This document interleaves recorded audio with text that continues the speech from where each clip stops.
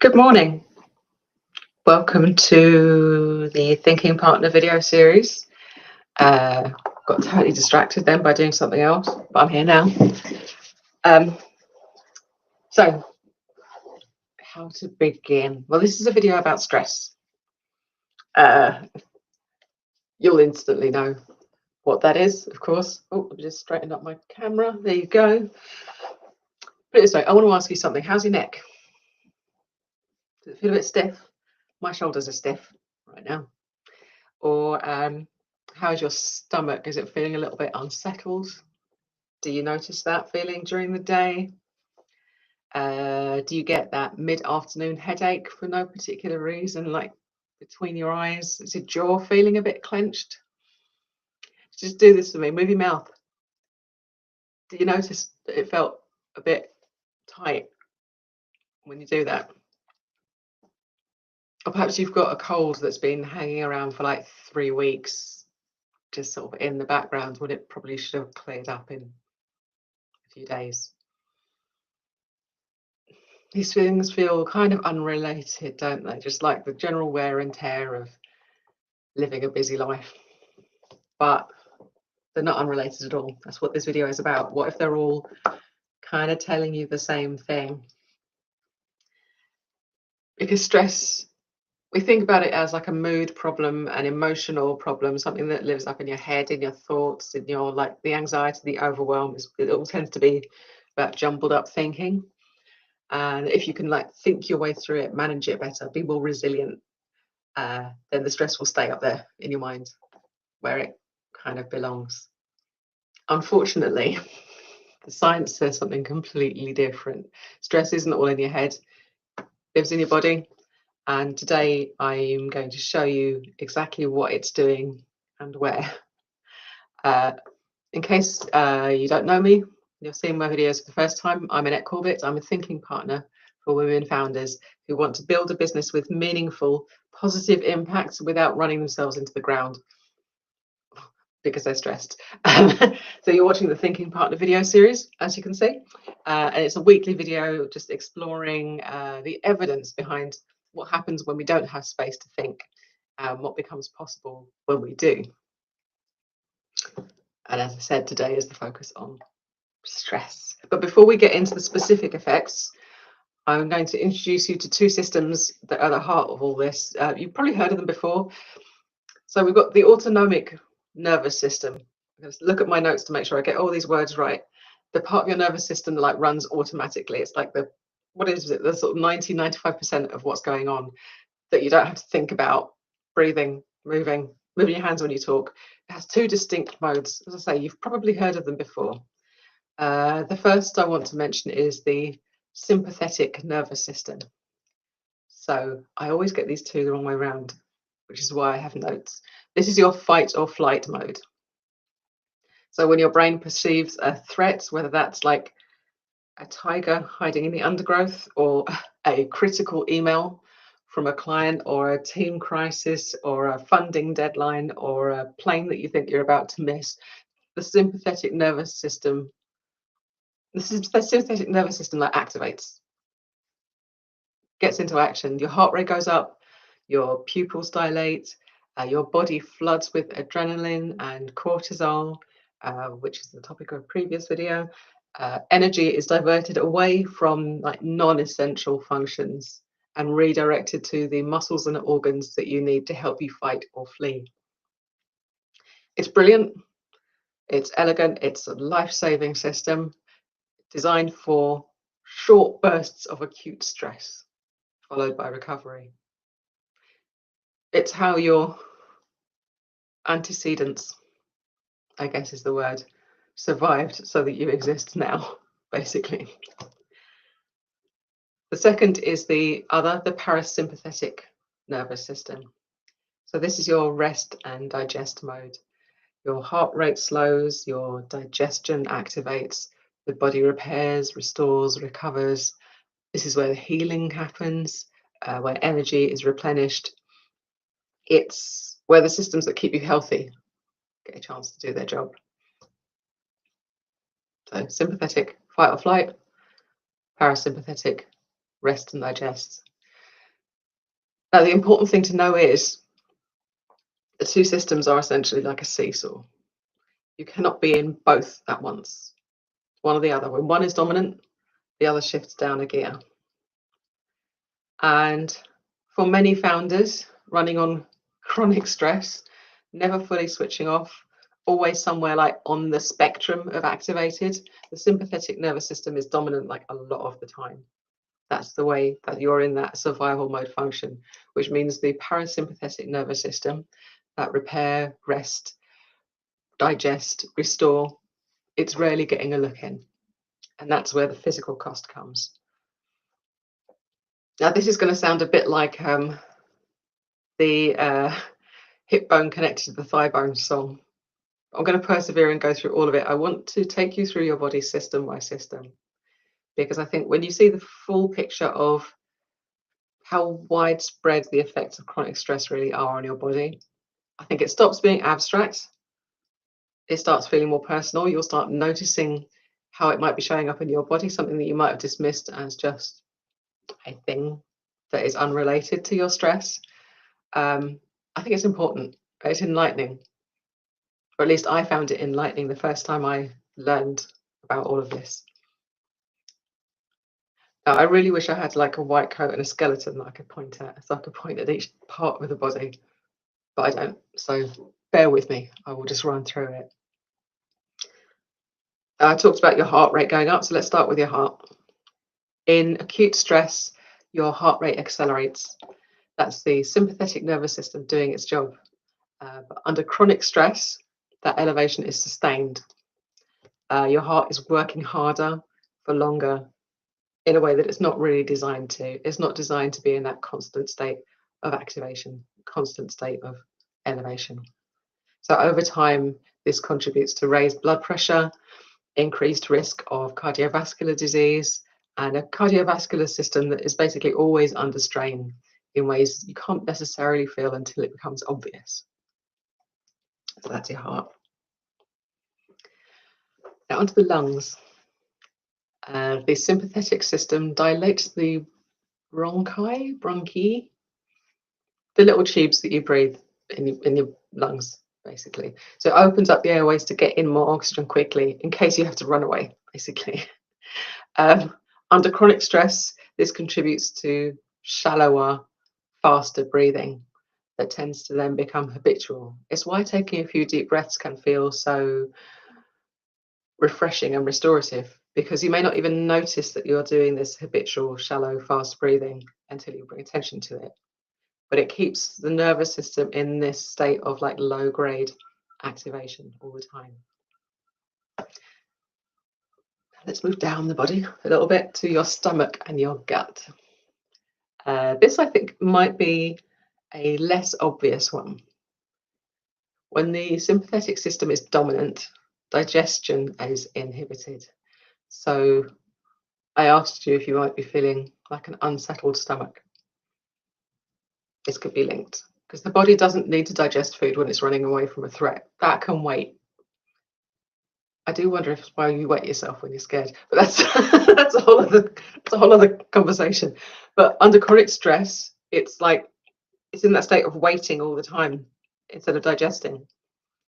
So the result, digestive issues, bloating, IBS, a stomach that always feels just like slightly off, acid reflux, all that stuff.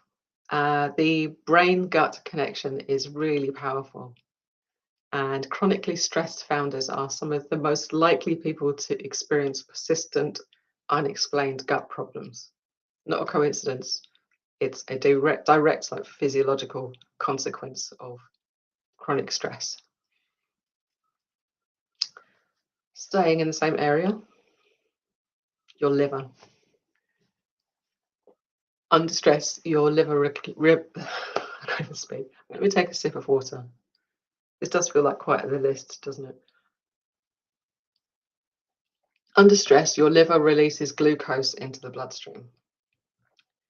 So it's quick energy for fight or flight.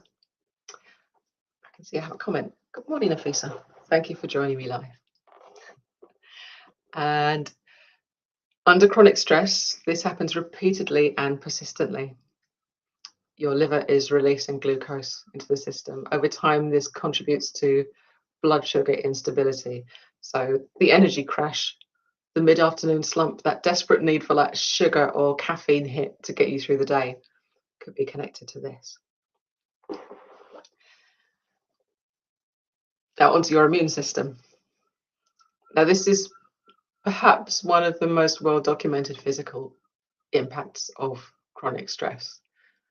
Cortisol in short bursts is actually incredibly useful. It actually supports immune function, but chronically elevated cortisol suppresses it. So immune cells, particularly the ones responsible for like fighting infection, which is obviously what we think of our immune system about, is they become less active. You catch every cold going, you take longer to recover, wounds heal more slowly. Your body's first line of defense is like running at reduced capacity. And then onto your muscles and joints. Chronic sympathetic activation maintains a state of muscular tension. It's why I asked you, does your jaw feel clenched? Do your shoulders feel tight? Is your neck feeling stiff? The body is braced. It's like ready to fight or flight. It's always constantly like that. So those shoulders that are not the neck that's stiff. It's not just your posture. It's not that you're sleeping in a funny position or sleeping in a draft or something like that. That's your nervous system keeping your body in standby mode, like fists up, ready to go. Now, looking at the length of this video already, I think this is going to be one of my longest because it's quite a long list, but I'm going to keep going because it's the last couple now. And the next one is a biggie, sleep. Now, this has come up this morning already in my WhatsApp community about sleep. Cortisol is meant to be at its lowest at night. So that the stress is supposed to drop. It's supposed to allow your body the space to rest and repair. Under chronic stress, that elevated cortisol, at night, it disrupts your sleep patterns. You struggle to fall asleep, or you wake up in the small hours with your mind on, already racing.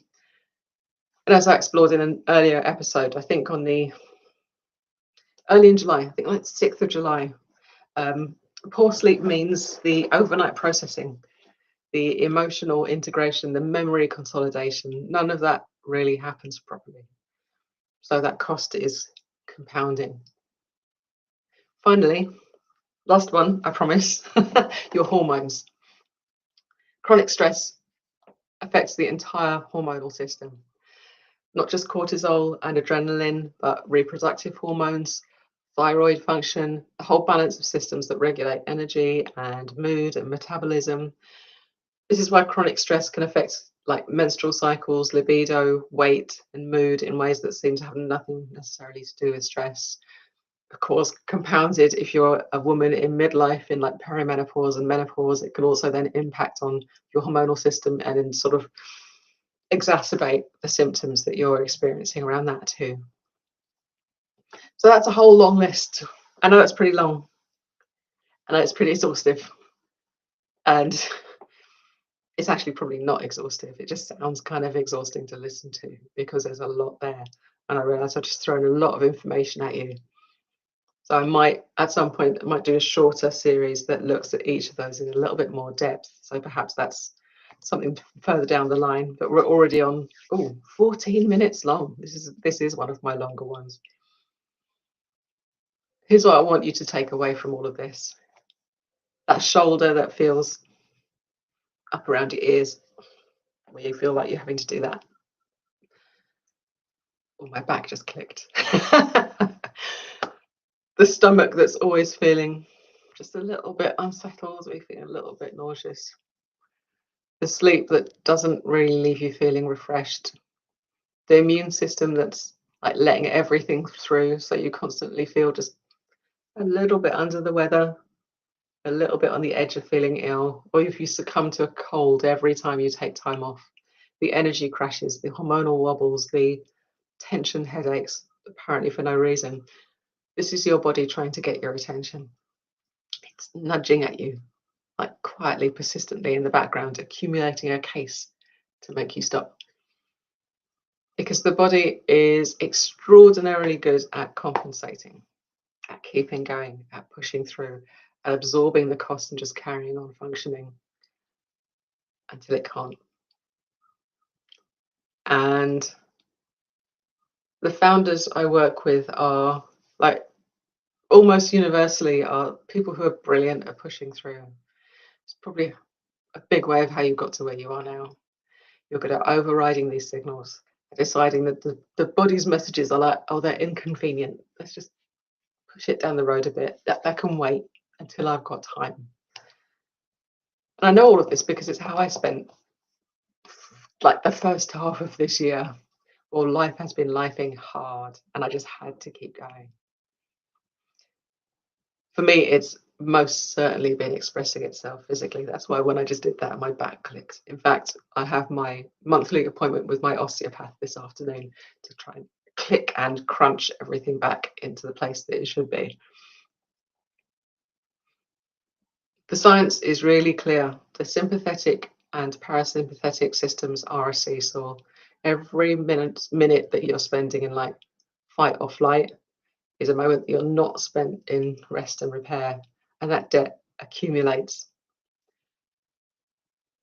So now I want to be a bit careful here, because I'm not saying that like what I do in creating space to think will like cure your irritable bowel system syndrome, or everything on that list, because the relationship between chronic stress and physical health is really complex, even just from the sort of brief bits of research that I've done around it. And obviously I'm not a doctor, as much as I wanted the white coat and the skeleton. But I am saying this: many of the physical symptoms that you as a founder just accept as like part of the deal, as just the cost of running a business, as just the way things are, have a very direct explanation in stress. And that explanation points clearly and consistently to a nervous system that has been running in survival mode, as we often refer to it, in fight or flight for too long, with not enough recovery time built in. Creating space, slowing down, actually resting, and not like performing rest while we're still like half thinking about work, not sitting in front of the TV with your laptop on your lap or your phone, sending emails. These aren't luxuries. These are the conditions under which the parasympathetic nervous system, the rest and digest mode, gets to do its job. Because your body isn't an inconvenience to push through, it's your infrastructure. And I'm sure it's been sending you these messages in multiple different languages for a while now. I'm not saying necessarily stop and make space to think. I'm biased, it's what I do. I'm just saying, please bloody stop. So I'm going to wrap this up in a moment because it is getting long. One question to take away. And it's the same question that I invited my WhatsApp community that I mentioned to consider. So if you're watching this video, WhatsApp people, this one's for you. What has your body been trying to tell you that you've been too busy to hear? I'll ask you again, what has your body been trying to tell you that you've been too busy to hear? You don't have to answer out loud. You don't have to comment. Though I always appreciate comments. But notice it. Tune into your body and the messages it's sending. And that's where I'm going to wrap it up today. I'll be back again next Wednesday. If any of what I've shared today sounds familiar, if you're experiencing any of these symptoms and you want to explore more about, well, if you recognize yourself in this, I hope it's given you a way of understanding what your body might be doing that might be related to stress rather than direct kind of physiological cause. I'd love to hear from you. And as always, if you're watching on YouTube, do the thumbs up stuff and all that and subscribe. I will see you next Wednesday. In the meantime, take care of yourself and have a fantastic Wednesday.